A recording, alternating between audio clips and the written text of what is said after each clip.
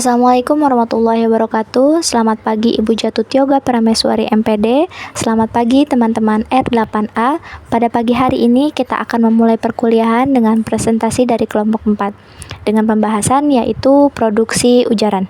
Sebelum memasuki pembahasan, izinkan saya memperkenalkan anggota dari kelompok 4, diantaranya Rifki Alfahreji, Tasya Rianti, Sutiat Alawiyah, Haura Fatia Ashari, Nazwa Berliani Putri Saharani, Maya Kholindah, Ulia Hafifah Desikin, dan Ari Adityan. Baik, terima kasih moderator. Di sini ada produksi ujaran. Produksi ujaran sendiri merupakan kemampuan seorang untuk membentuk dan melafalkan kata serta kalimat sebagai wujud ekspresi dan pikiran.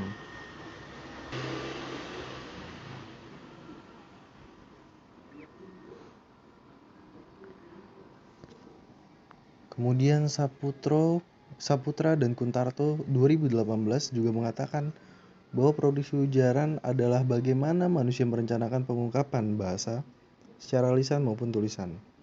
Jadi kurang lebih dapat disimpulkan bahwa yang dimaksud produksi ujaran adalah proses menghasilkan ujaran. Dalam berkomunikasi biasanya manusia membutuhkan mental. Nah, proses mental ini menyangkut beberapa aspek. Contohnya, misal, aspek pertama berkaitan dengan asumsi individu tentang pengetahuan interlokutor, dan aspek kedua adalah kooperatif. Banyak juga langkah-langkah yang harus dilalui dalam memproduksi ujaran. Tentunya langkah-langkah ini sangat penting untuk dapat memproduksi ujaran. Langkah-langkah tersebut diantaranya bisa berupa cara memproduksi konstituen, kalimat, dan wacana. Proses produksi ujaran juga mempunyai tujuan, yaitu untuk menghasilkan seperangkat bunyi yang digunakan untuk menyampaikan gagasan kepada orang lain. Hal ini biasanya dilakukan dengan menggunakan rumus sintaksis dan fonologi secara kompleks dan dengan secara terus-menerus, menggunakan pertalian bunyi makna. Gagasan yang hendak disampaikan oleh penutur mengandung dua asas, yaitu di sana ada tujuan dan proposisi. Komponen tujuan sendiri menyampaikan makna melibatkan keinginan penutur untuk menyampaikan proposisi kepada pendengar. Topik seperti itu dalam bidang bahasa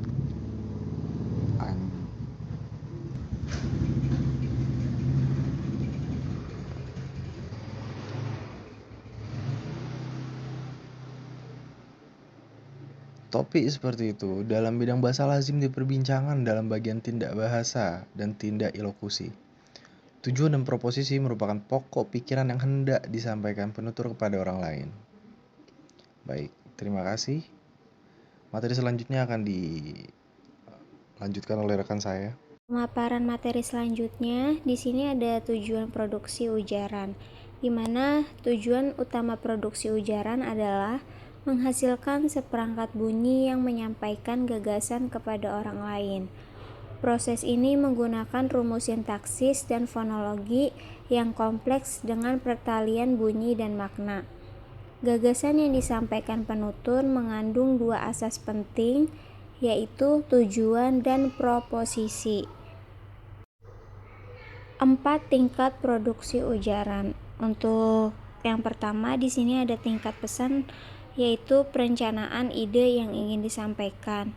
Yang kedua yaitu tingkat fungsional, pemilihan kata dan penetapan fungsi sintaksisnya. Yang ketiga yaitu tingkat posisional, yaitu pengurutan kata sesuai struktur sintaksis yang benar.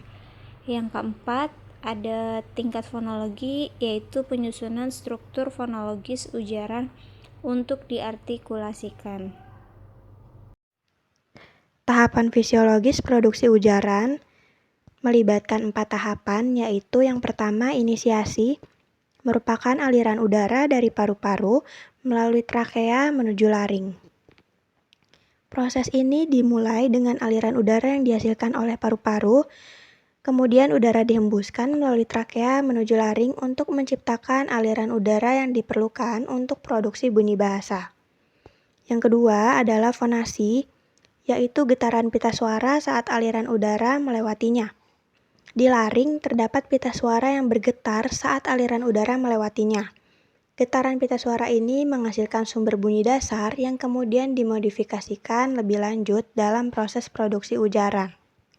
Yang ketiga ada proses oronasal, yaitu pengarahan udara melalui rongga mulut atau hidung tergantung pada posisi velum. Jadi setelah melewati laring, aliran udara diarahkan melalui rongga mulut atau hidung tergantung dengan posisi velumnya atau langit-langit lunak. Jika belum terangkat, aliran udara dialirkan melalui rongga mulut menghasilkan bunyi oral dan sebaliknya. Jika belum diturunkan, aliran udara melalui rongga hidung menghasilkan bunyi nasal. Yang keempat, yang terakhir adalah artikulasi, yaitu modifikasi aliran udara oleh organ artikulasi seperti lidah, bibir, dan rahang. Gerakan dan posisi organ-organ ini dapat membentuk berbagai bunyi bahasa yang spesifik seperti konsonan dan vokal. Afasia atau gangguan berbahasa merupakan gangguan berbahasa akibat kerusakan pada otak yang terjadi pada area Broca dan Wernicke. Gangguan ini disebabkan oleh stroke atau traumatic brain injury. Biasanya ditandai dengan kesukaran menemukan kata-kata dan gangguan pemahaman. Gangguan ini merupakan kesatuan klinis yang kompleks, bukan hanya sekadar kekacauan berbahasa saja. Dampak pada pemerolehan bahasa anak. Pemahaman langkah-langkah produksi ujaran berdampak positif pada pertama ada pemerolehan bahasa anak. Nah, pemerolehan bahasa adalah suatu proses yang digunakan oleh anak-anak untuk menyesuaikan serangkaian hipotesis yang bertambah rumit maupun teori-teori yang masih terpendam atau tersembunyi yang mungkin sekali terjadi dengan ucapan-ucapan orang tuanya sampai dia memilih berdasarkan suatu ukuran atau takaran penilaian tata bahasa yang paling baik serta yang paling sederhana dari bahasa tersebut. Yang kedua, kemampuan anak memproduksi ujaran dengan baik. Dalam hal ini, pengaruh produksi ujaran terhadap pemerolehan bahasa anak sangat berdampak baik terhadap anak dengan mengajarkan langkah-langkah yang dijelaskan, maka anak dapat memproduksi ujarannya dengan baik. Yang ketiga, perkembangan kemampuan berbicara secara lancar. Sehingga anak nantinya dapat berbicara dengan lancar dan dapat memahami makna yang diucapkan oleh seseorang tersebut. Yang keempat, pemahaman makna yang diucapkan oleh orang lain. Maksudnya adalah pendengar mengenali rencana si penutur dan menyimpulkan niat si penutur tersebut. Perencanaan produksi wacana. Wacana dibagi menjadi dua macam, yaitu dialog dan monolog. Perbedaan utama antar dua macam ini terutama terletak pada tindak interaksi antar pembicara dengan pendengar. Pada dialog terdapat paling tidak dua pelaku, yakni yang berbicara dan yang diajak berbicara. Pada wacana monolog hanya terdapat satu pelaku saja. Jika wacana itu lisan, hanya ada satu pembicara. Jika wacana tulis, hanya penulis sebagai pelakunya. Wacana tertulis di samping menempati ruang juga disusun dan dibaca pada saat-saat tertentu dalam waktu, dimensi waktu serupa diberikan pada teks lisan melalui tindak produksi teks oleh penutur dan tindak penerimaan teks oleh mitra tutur dalam waktu khusus. Perencanaan produksi konstituen. Setelah perencanaan kalimat, pembicara beralih ke tataran konstituen dengan pemilihan kata yang maknanya tepat, pertimbangan referensi yang sesuai dengan konteks, dan penyesuaian kata berdasarkan perspektif pembicara. Dan disinilah dipilihnya kata atau kata yang maknanya tepat. Misalnya referensinya adalah ketika seorang pria, maka kalau dia suka dengan orang tersebut, maka pilihlah kata si rajin atau ustadz. Akan tetapi sebaliknya, jika pembicara adalah pembenci pria, mungkin kata yang dipilihnya adalah si pemalas. Baik, selanjutnya ada perencanaan produksi kalimat, di mana menurut Clark terdapat 3 kategori yang harus diproses. Yang pertama adanya muatan proporsional, yang kedua ada muatan ilokusioner, yang ketiga ada struktur tematik. Di mana pada muatan proporsional, proposisi yang ingin dinyatakan.